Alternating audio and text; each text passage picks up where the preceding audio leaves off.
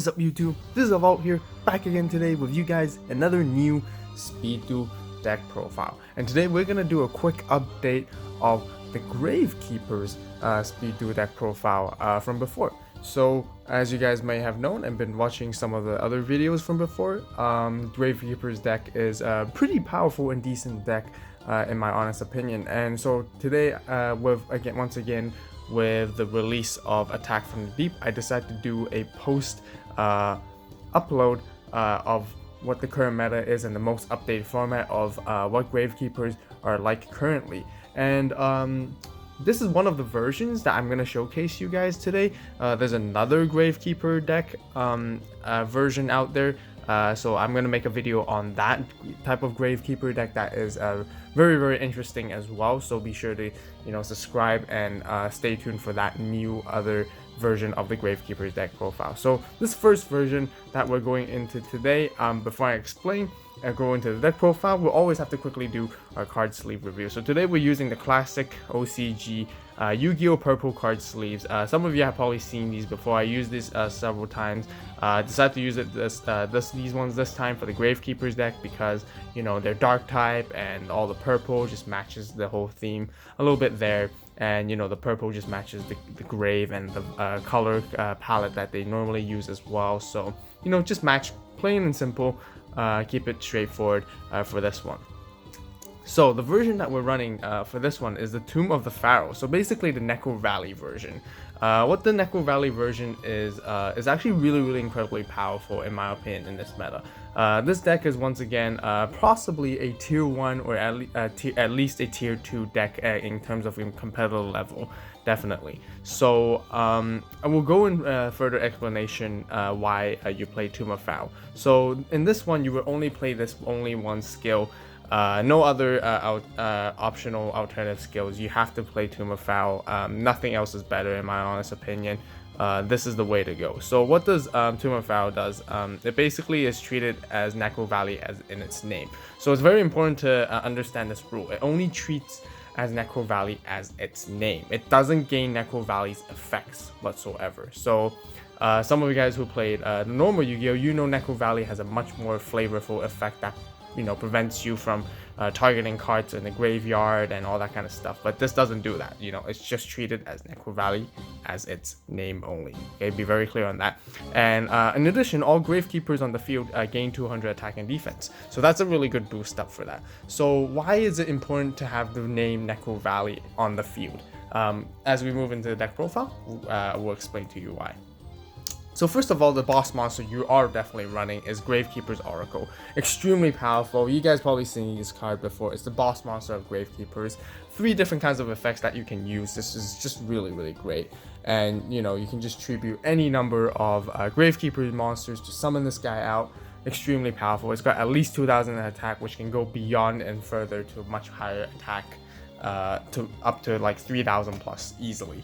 So next, must always run is Gravekeeper's Recruiter. 3 copies of those with no question at all. Simple searcher that to grab the Gravekeeper cards or Gravekeeper monsters that you need from your deck into your hand. Next, we're running also 3 Gravekeeper Spear Soldier. It's really neat with Tomb of Pharaoh or Neko Valley, boosting up to 1700 attack with inflicting piercing damage. This is really good. A lot of monsters in this current meta, I personally think, play a lot of set. You have monsters such as like Zombina, Yomi Ship, Jin Desire Rituals, and many other cards that just need to be put on face down on the first turn. Even Blue Dragon Summoner for Blue Eyes decks, for example. And being able to inflict that piercing damage is just really great, and just punishes your opponent and giving you the advantage in terms of life points, even so when they ever play defensively right there. Next, we are running 2 Gravekeeper Priests, which is also really great. This card itself, she also has a similar effect, or exact same effect as Tomb of Pharaoh, really, where she is treated as Neko Valley. If there's no face-up field spell on the field, this card is treated as Neko Valley. So once again, it's got the name Neko Valley, and then once again we'll get into why it's important, because also at the same time, exact same effect all Gravekeeper monsters gain 200 attack and defense. That rounds up all the monsters, and here is essentially why the name Necro Valley being on your side is incredibly important. Some of you probably will know by now. We are then playing 3 hidden temples of Necro Valley. So for those who don't know what this card does, here's a little breakdown. In order to activate this card, you need a Gravekeeper monster and Necro Valley both on the field simultaneously at the same time. And what it does is a continuous spell which stays on there forever. And neither player can basically special summon monsters except Gravekeeper monsters, which is incredibly powerful. You know, a lot of decks right now still run heavily on special summoning. You know, Blue Eyes runs on special summoning. Relinquish, Ritual Summon is considered as a special summon, I believe. So they can't, you know, summon those monsters. Amazonas, they have Amazonas Village to bring out to special summon out monsters. And many other decks, you know, they just heavily play on special summoning. Zombina is a special summon. Even Daedalus, like Levier Dragon Daedalus, you know, in order to bring him out, you usually special summon this that monster out, and you know, being able to stop special summoning is just incredibly powerful in my opinion. Stops a lot of plays on a lot of decks in the current meta. This is why it's very important to run Tomb of Pharaoh, because you want to have Necro Valley, the name face up on the field immediately, so that to allow you to activate this card. Hence also that's why we're running 3, because you want to see this card as soon as possible.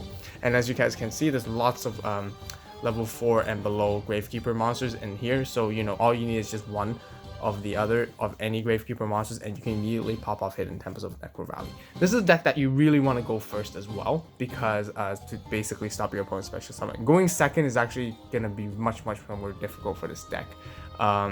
That's why going first is essentially a must. And once again, this is why it combos with Gravekeeper's Priestess. So, you know, Gravekeeper Priestess acts as the entire fulfillment of unique that you require to activate Hidden Temples of Necro Valley, you know. She's also just really good because right now there's just lots of decks that have heavy back row removal. You know, things like Twister, Dust Tornado, D-Spell, Dice Foon. You know, they just get rid of your field spells or any of your spell traps just very quickly. And they can get rid of Tomb of Pharaoh from your field. So you just want to play at least 2 of her so that, you know, in any situation that you lose Tomb of Pharaoh, you can just quickly bring her out. That's essentially why you would play Hidden Temples of Necro Valley. And once you get this combo going off, usually, you know, you have pretty much secured your win from there. One more spell card, we play Gravekeeper Stell. You know, just really great for just to grab your Gravekeeper's monsters. 2 of them from your graveyard back to your hand is just really good, great plus from there. We are definitely 100% running into our traps. We're playing free Rite of Spirits. You know, it basically just allows you to special summon Gravekeeper monster from your graveyard, and then, you know, you bridge off your combos, special summon them to tribute them to special summon Gravekeeper's Oracle, and start running over your opponent with Gravekeeper's Oracle. And then last, to round off the traps, we are running 3 Kunai with Chain. Kunai with Chain is just incredibly powerful. A lot of Gravekeeper monsters, as you can see, have relatively low attack by themselves without the help of each other. So Kunai with Chain, you know, being able to equip into them, boost their 500 attack is just really great. No question whatsoever. And a combo is really well with Gravekeeper Spear Soldier. You know, if your opponent's attacks into your monster or Gravekeeper Spear Soldier, or you know, whether you know, when you have it on your hand, you can summon it to next turn. Let me rephrase that. When your opponent monsters attack into you, you just activate Kunai of Chain, switch it to defense, equip this onto Gravekeeper Spear, and the next turn, you know, Gravekeeper Spear would now have at least 2,000 attack. Not to mention, you might even have Necro Valley to make it 2,200. Make that monster into defense position, and then inflict a heavy piercing damage into your opponent with Gravekeeper Spear, which is incredibly like a really simple but very deadly combo in many situations as well. So that basically rounds off all the cards for the main deck. We are moving into the side deck right here. It's gonna keep it very short and sweet. You know, we're running 3 Ready of Intercepting. You know, as usual, as you guys probably seen my other videos, this is always must play in your side deck. It's just incredibly meta relevant right now. Next, we do have to play 2 Dust Tornadoes just for some extra back row removal in case to, help your Gravekeepers attack and run into your opponent, swinging it much more easier. So that basically rounds off the entire full deck profile of this Gravekeepers.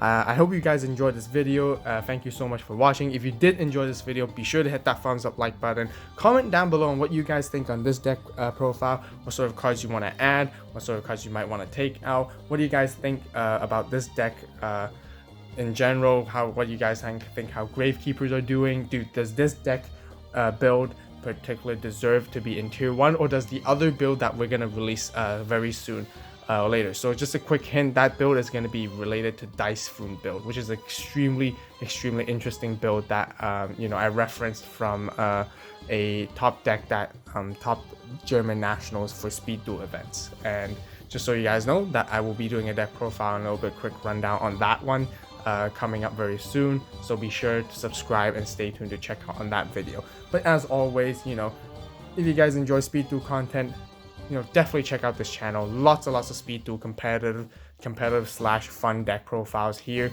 and other many Speed Duel content. Be sure to subscribe and stay tuned. Don't miss out on a single video by clicking the notification bell as well. And once again, comment down below what you guys think. Suggestions are open. Always use my deck as a reference to build your own decks. It's only my ideas. Help me provide your insight on what you guys think is better to add and take away as well to optimize this deck to the highest potential it can be. So as always, thank you guys so much for watching. You guys have a great day, great night wherever you are, and this is AVAULT signing out.